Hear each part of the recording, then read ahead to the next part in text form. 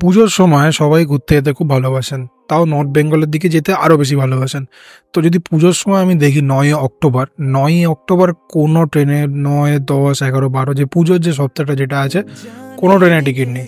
এটা তো শতাব্দী এক্সপ্রেসের টাইমিং খুব বাজে, দ্যাটস ওয়াই তাও কিছু টিকিট এখানে আছে, তাও ওয়েটিং লিস্ট 111।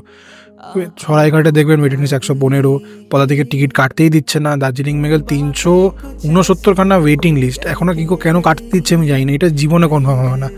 ঠিক আছে, উত্তরবঙ্গে টিকিট কাটতে দিচ্ছে না, কামরূপও টিকিট কাটতে দিচ্ছে না, কাঞ্চনজঙ্ঘাতেও টিকিট কাটতে দিচ্ছে না। তাছাড়াও কাঞ্চনজঙ্ঘার টাইমিংও খুব খারাপ, সন্ধ্যে 6টার সময় গিয়ে পৌঁছায় এনজিপি।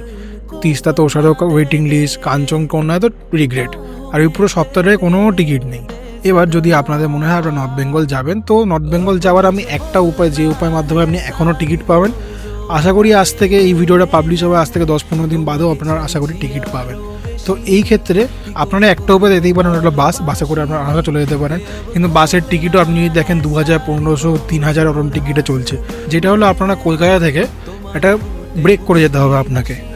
কলকাতা থেকে যদি যান বারসই, 9 তারিখে আমি দিলাম, মডিফাই সার্চ করলাম, এখানে ট্রেন আছে কলকাতার আদিকাপুর এক্সপ্রেস। এই ট্রেনটা অন টাইম অলওয়েজ চলে, ট্রেনটা খুব ভালো ট্রেন। আপনারা যদি দেখেন 9 তারিখ আরএসি টিকিট আছে, 10 তারিখ অ্যাভেলেবেল আছে, 11 তারিখও অ্যাভেলেবেল আছে। এটা আমি স্লিপারের বলছি, স্লিপারের টিকিটের দামও অনেক সস্তা।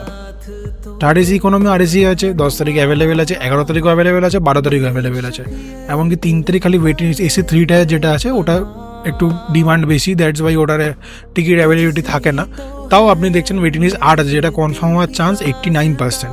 ঠিক আছে, এসি 2 টায়ারও আপনার ওয়েটিং লিস্ট 1, যেটা আরামসে কনফার্ম হয়ে যাবে যদি আপনি এখন ভিডিওটা দেখার সময় আপনারা কাটেন। আজকের ডেট হলো 24শে জুন। ঠিক আছে, আর এসি টিকিট আছে, অ্যাভেলেবেলও আছে। এবার স্লিপারে অ্যাভেলেবিলিটি অনেক আছে, তো আপনারা এই ট্রেনে যেতে পারেন এখান দিয়ে বারসই টাইম আছে 4:25। ট্রেনটা অলওয়েজ অন টাইম ছাড়ে, অন টাইম পৌঁছায়। 4:25 জায়গায় 4:30, 4:50 বা বেশি হলে 5টা হবে। বা আমি ধরলাম বারসই আপনি 5টাতে পৌঁছালেন না, বারসই 5টায় পৌঁছে আপনি এবার যাবেন কী করে।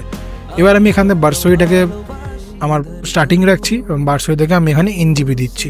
9 তারিখ আমি যদি ট্রেনে উঠি, আমি যদি উদাহরণ হিসাবে 9 তারিখ ট্রেনে উঠি, তাহলে আমি 10 তারিখ বারসই পৌঁছাবো। 10 তারিখে আমি ট্রেন এখান দিয়ে সার্চ করলাম।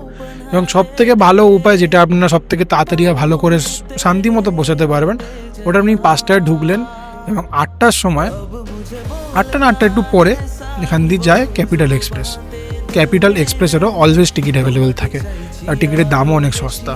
এবং কি দেখছেন স্লিপারে 10 তারিখ এতগুলো অ্যাভেলেবেল আছে, 14 তারিখ যে 14 তারিখে অ্যাভেলেবেল আছে এতগুলো, এবং 10 তারিখ অনেক কটা অ্যাভেলেবেল। তাছাড়া 10 তারিখে যদি আপনি এই ট্রেনটা না যেয়ে এমনি অন্য ট্রেনে ধরেন, মহানন্দা এক্সপ্রেস, ওটাতেও টিকিট অ্যাভেলেবেল থাকে।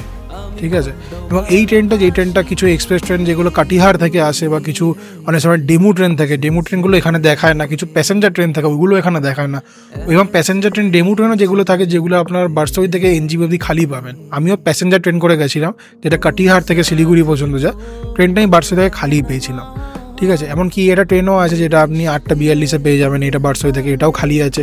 এটা টিকিটের রেটও মাত্র 85 টাকা, এসি চেয়ার কার্ডও আছে, সিটিংও আছে, যেটা আপনাকে শিলিগুড়ি টাউন পৌঁছে দেবে। বারসই স্টেশনে ওয়েটিং রুম আছে, এসি ওয়েটিং রুম, তার 10 টাকা পার আওয়ার। তাছাড়াও ওখানে এসি রিটায়ারিং রুম আছে এবং নন এসি রিটায়ারিং রুমও আছে। আমি বলবো 4-5 ঘন্টার জন্য রেস্ট নিতে হয়, তাহলে রিটায়ারিং রুম নিয়ে নিতে পারেন স্টেশনে, ওখানে আপনাকে কথা বলে নিতে হবে, বা আইএসসিডিসি যে সাইট আছে ওখান থেকে আপনি বুক করে নিতে পারেন। এবং তাছাড়া রিটায়ারিং রুম অতটা ভালো না হলেও এসি ওয়েটিং যেটা আছে ওটা ঠিকঠাক, আপনি ওখানে অপেক্ষা করতে পারেন।